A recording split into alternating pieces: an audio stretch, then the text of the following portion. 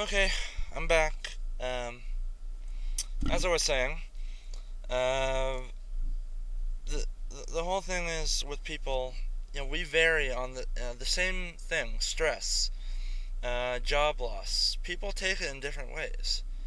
They can have extreme depression, thoughts of suicide over loss of job, or they can see it as just, okay, it's another opportunity to go out there, find another job, and to do my best. People react to the same stimuli in varying ways. You lose a job, you go out, you may buy a car, even though you have no job. Or you may become, a hoarder of money, like on an immense scale. Every penny has to be accounted for, and nothing goes without your approval after massive debate on whether you actually need it. And I mention some of these things because I know people that have done this, myself included. Not the buying the car, but the sort of making sure all your finances stay inside a certain little area. Nothing goes widely out of bounds. To the point where it drives you insane. Okay? Um, but the thing that makes us as humans, and as, even animals, in a sense, but more humans, um, we respond differently to the same stimuli, to the same cause. So what we have is matter, sledgehammer, brick. Cause, sledgehammer hits brick. The effect, brick smashed to pieces. Person, cause, let's say loss of a job. Effect is multiple. You can have like four effects or several more. The possibilities are, a lot. I don't know the number of possibilities, but I know there are several. And depending on several things, what kind of person you are, and how you were raised, how your past experiences are, how your past choices have been, where you're at in life, all these things that make you, the individual that you are, the unique sort of being, agent, as people put it, you are, determines how you react and do things. Now, you may say, well, see, that's just another thing of predeterminism, but it's really not. You know, your your actions are predetermined, but you still have the choice to overcome them. It's sort of like, what's another way of putting it? Instinct. We all have basic instinct. Need for food, need for water, need for shelter. Basic survival instinct. That sort of kicks in when you're stranded on a desert island. Basic survival, right? But you can still choose not to. You can still choose not to do anything. I don't know a sane person that would, but depending on other variables, you could still choose that. It's the options that are part of the free will.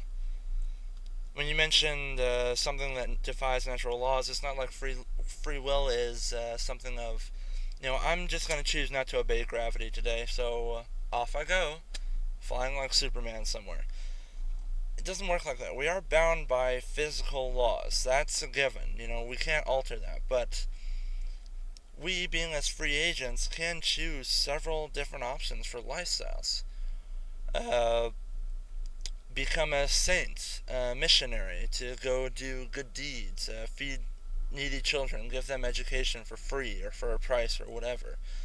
On one end of the spectrum, or on the opposite, I think, just go around on a murderous rampage, ignoring the whims or whatever of whatever judicial system happens to be in place.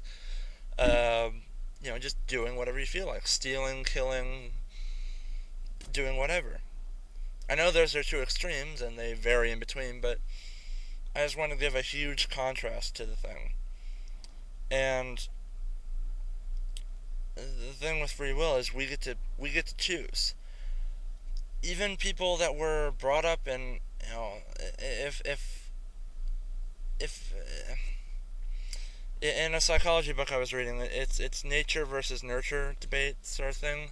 You know, naturally we may be predisposed to certain things, but through nurturing, we can also choose things that, even though we're predisposed, choose things against what we were partially predisposed to via genetic, um, input from our parents and grandparents and so on and so forth. And that's the thing about free will. We choose. I chose to make a response on these videos.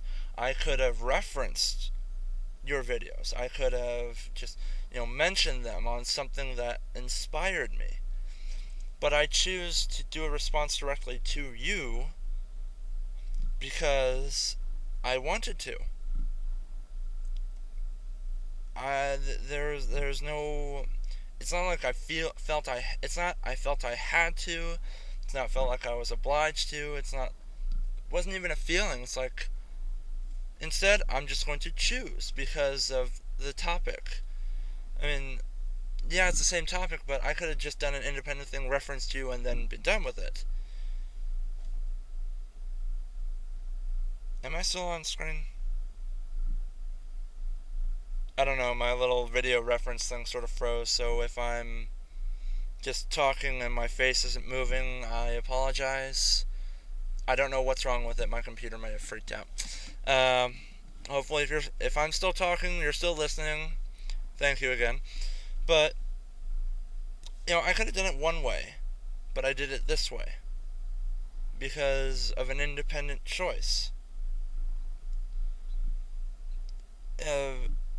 That's the thing. I mean, we're composed of matter, but the way we do things is so much different. And you mentioned quantum mechanics, and I just want to give a little explanation of why people refer to quantum mechanics.